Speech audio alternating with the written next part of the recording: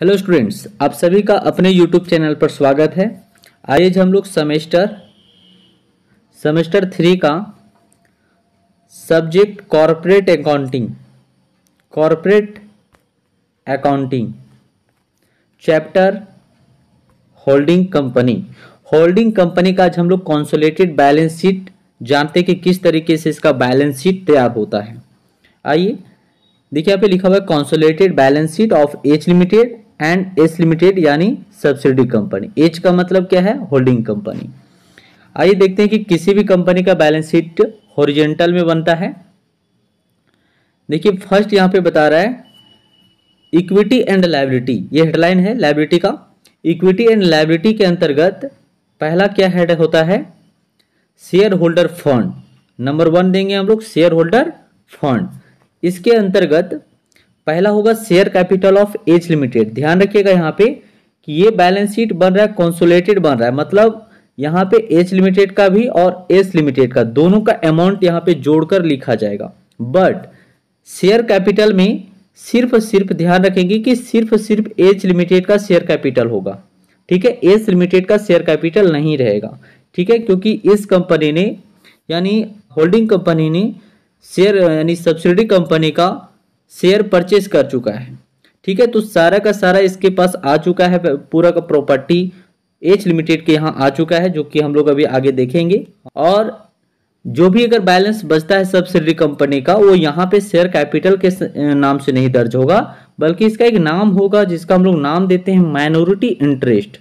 आप यदि पढ़ रहे होंगे इस वर्ड को जरूर आप जानते होंगे, माइनॉरिटी इंटरेस्ट। माइनॉरिटी इंटरेस्ट में जो भी शेयर सब्सिडी कंपनी का बैलेंस बचता है, शेयर कैपिटल बचता है, शेयर हिस्सा बचता है, या जितना शेयर बचता है उसके अकॉर्डिंग जो उसका प्रॉफिट बचता है, रिजर्व बचता है, वो सारा का सारा यहाँ पे माइनॉरिटी इंटरेस्ट में जोड़कर एक साथ में लिख दी जाती है। आइए देखते हैं। तो यहाँ पे याद रखना है सिर्फ कि शेयर कैपिटल में एच लिमिटेड का ही सिर्फ शेयर को लिखनी है, ठीक है। दूसरा हेड क्या होता है? Reserve and surplus. दूसरा क्या हेड है? Reserve and surplus. Reserve and surplus के अंतर्गत क्या क्या होगा? देखिए हम यहाँ पे कुछ प्राथमिकता दिए हैं, ये नोट डाउन खुद से किया गया है। तो यहाँ पे देखिए पूरा लिखा हुआ है, अब इसको ध्यान से गौर करेंगे।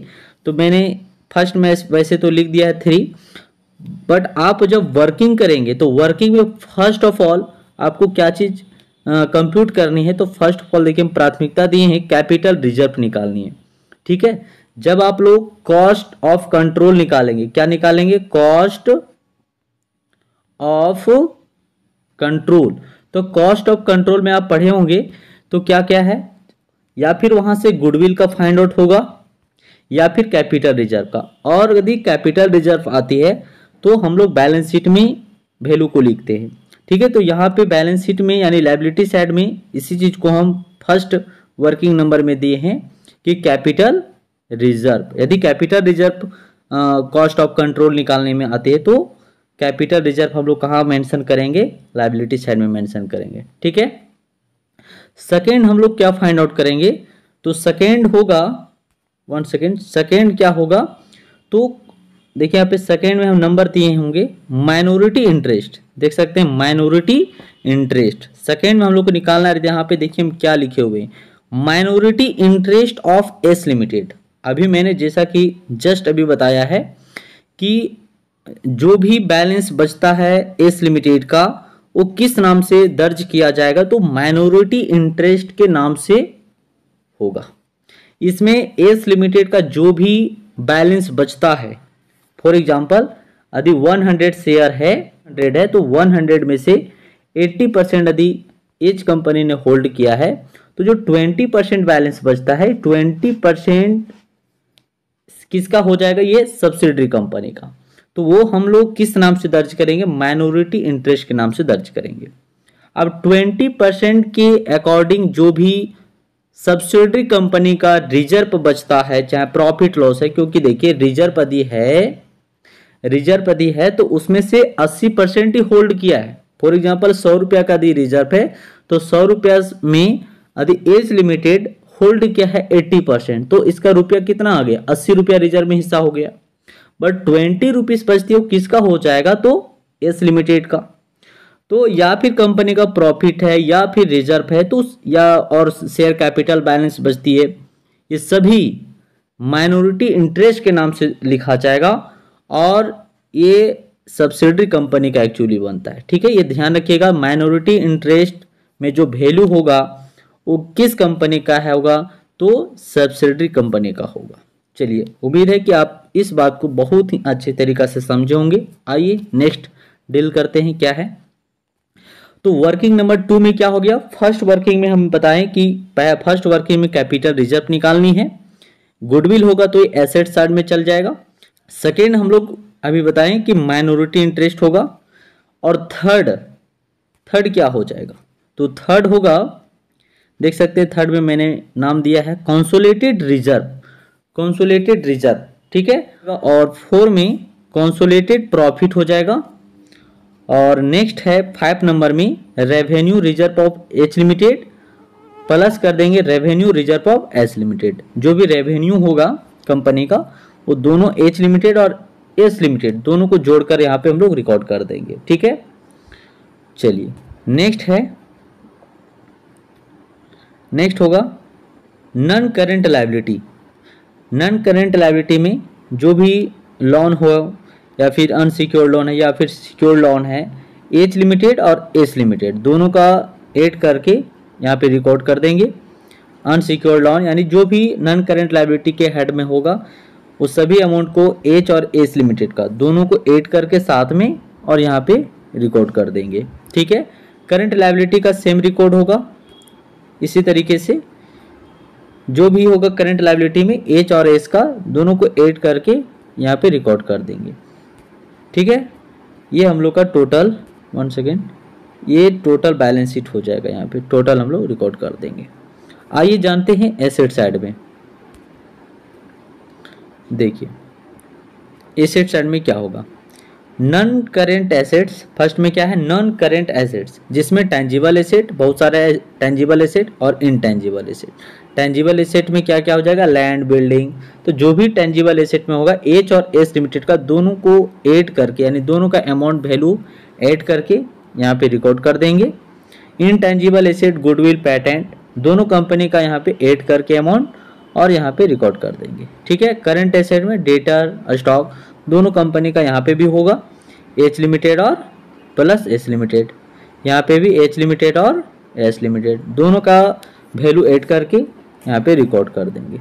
ठीक है स्टूडेंट्स, आइए हम लोग नेक्स्ट जानते हैं कि जो फर्स्ट में हम लोग को फाइंड आउट करनी थी, क्या फाइंड आउट करना है। देखिए यहाँ पे देख सकते हैं जो फर्स्ट प्राथमिकता मैंने दिया था कैपिटल रिजर्व, क्या निकालने के लिए, कैपिटल रिजर्व। ये देखिए कैपिटल रिजर्व, ठीक है। ये कैपिटल रिजर्व कैसे फाइंड आउट होगा, आइए जानते हैं कैसे होगा।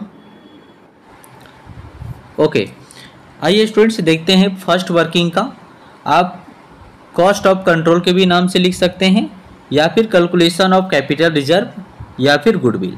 फर्स्ट क्या होगा, cost of investment. First amount में क्या लिखा जाएगा, कॉस्ट ऑफ इन्वेस्टमेंट यानी एच लिमिटेड ने कितना इन्वेस्ट किया है। ठीक है, यानी 80% शेयर को खरीदने के लिए कितना पैसा दिया। अभी जैसे मैंने एग्जांपल लिया था कि 80% एच लिमिटेड ने होल्ड किया है, तो 80% के लिए कितना इन्वेस्टमेंट किया है एच लिमिटेड, वो अमाउंट यहाँ पे होगा। अब इसमें से चेक करना होगा कि आखिर मैंने जितना इन्वेस्ट किया है पैसा 80% के लिए, आखिर हमारे पास प्रॉपर्टी एस लिमिटेड का कितना आ रहा है।